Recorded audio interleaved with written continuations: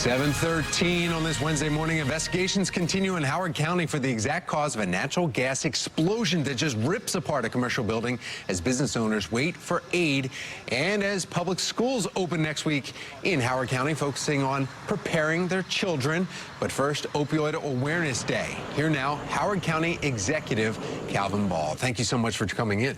Good morning. Thanks for having me. We've all seen the images now. We've seen the video of that explosion that happened on a Sunday morning. And where are we now? Because now the focus has turned from not only the building being blown apart, and luckily no one was there, but now business owners are saying, okay, when can I go back in there? When can I start getting my business back up and running?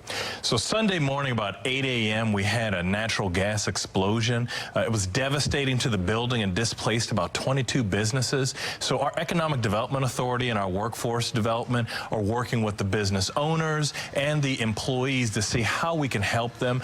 We are staging, once we secured the building, very quick ingress and egress for people to be able to get things that are very important. And then as we make sure that we look at the stabilization of the building, we'll schedule times for them to go in for a longer period of time. Commercial business, you typically have to have insurance for that anyway, and they'll cover a lot of different disasters here. But some businesses are saying, you know, I poured everything into this, and this is the last thing. So now it falls down to the investigation. Will that come down to the county itself, BGE, or are they going to be ultimately responsible? And who's handling that investigation? Right. So BG&E is working as our partner along with our Department of Fire and Rescue Services, Inspections, License and Permits, and Police, and several of our other departments to see, one, how we got to this point. You know, how did the gas leak happen? Two, learn from it, and then work with those businesses. I know many of those businesses are adversely impacted, and so we're doing everything that we can to help them come back. And, you know, frankly, Howard County's been through challenges, but we're resilient, and we'll do it as a united Howard County.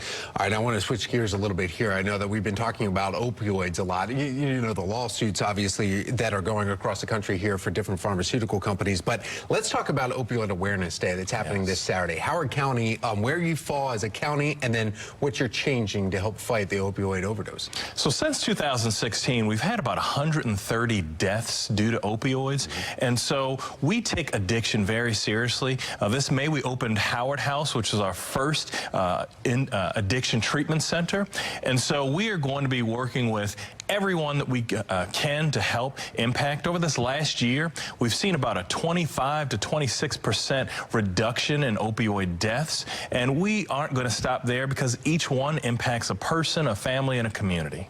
And then, of course, educating on that. That's the big focus here coming up this Saturday.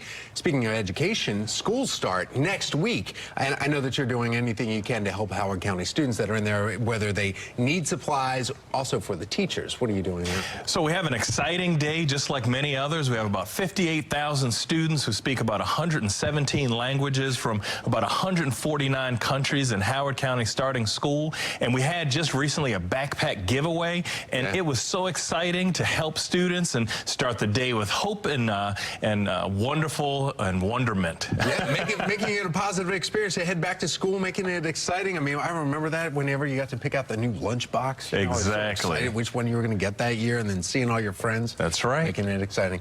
We appreciate your time. Howard County Executive Calvin Ball here joining us. Thank you so much. Always good to be here. Yeah.